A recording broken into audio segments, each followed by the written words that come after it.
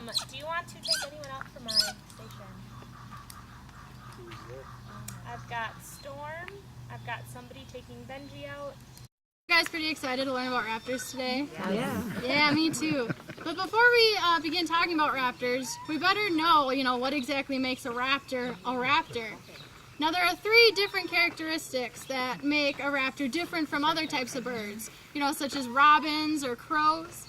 The first one is their eyes. If you look at all 3 birds here, they have pretty big eyes, and that helps them have amazing eyesight. If we had raptor eyes, we would be able to stand on one end of the football field and read a newspaper that's all the way on the other end of that football field. The second thing that makes them raptors is that curved beak.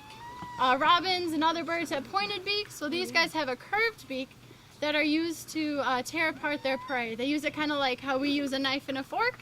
It helps them cut up bite-sized pieces for them to eat. And the are such amazing hunters. I mean, it's no wonder that we still use different raptors to help hunt, to help humans hunt in the form of falconry.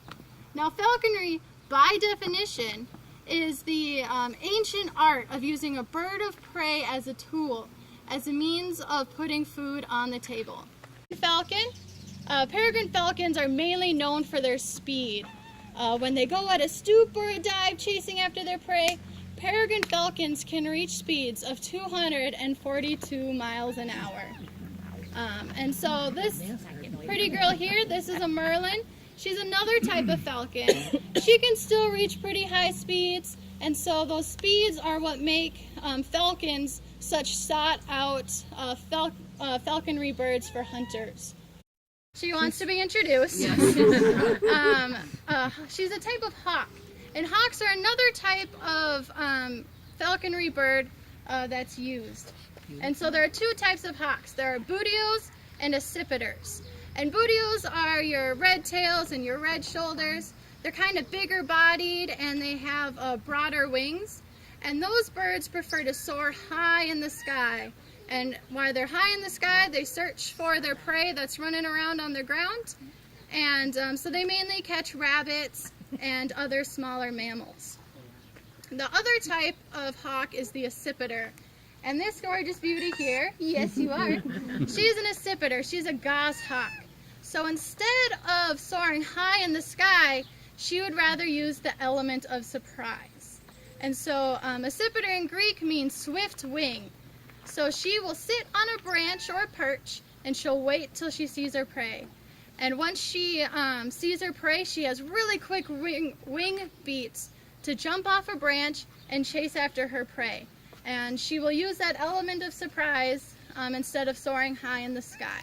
And so these guys will hunt in forests, and they can, since they have really quick wing beats, they can move in and out of trees really, really swiftly.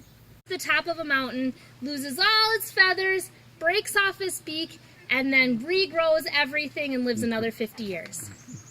Have you ever heard that before? A few of you have heard that? Yeah. It's actually a question we still get today. Now that is, of course, a myth that people have come up with to show how great and how grand an eagle is. But that just shows you there's a lot of myths and a lot of stories that are connected with a lot of the raptors that we have. And we see them in a lot of modern day TV shows, movies, and different stories that we still tell.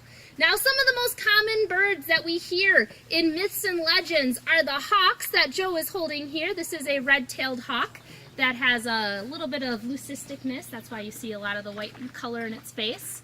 A falcon, which McKenna will be bringing over here soon, and an owl that you guys can see in the tree here. This is a barn owl. Now, hawks and falcons especially are associated with gods and with the sun and the moon and being up high and having a lot of different positive stories associated with them, and they show a lot of strength. But owls don't get that good rap. Depending on where you go and who you talk to, owls can either mean really good things or they can mean really bad things. In fact, over in Europe, there's a group of people that think if they see an owl going into war, that means they're going to lose. I think it's actually the Romans. And then you have the Greeks that believe that if you see an owl going into war, they're going to win. war it was, but they used them, I think multiple wars, they used them as homing pigeons to send messages back and forth. World War I. World War I, thank you. I was like, I know I have the article somewhere. World War I, they used pigeons to win the war by sending messages back and forth. Now this here is an actual racing pigeon, and so when I let it go, it'll know to go right back to its home behind Marge and Don's house, so it doesn't have a far place to go. But would anyone like the honor of releasing it? Oh, wow. And she'll go straight back there to her home. So cool. It's always fun when they actually go straight back.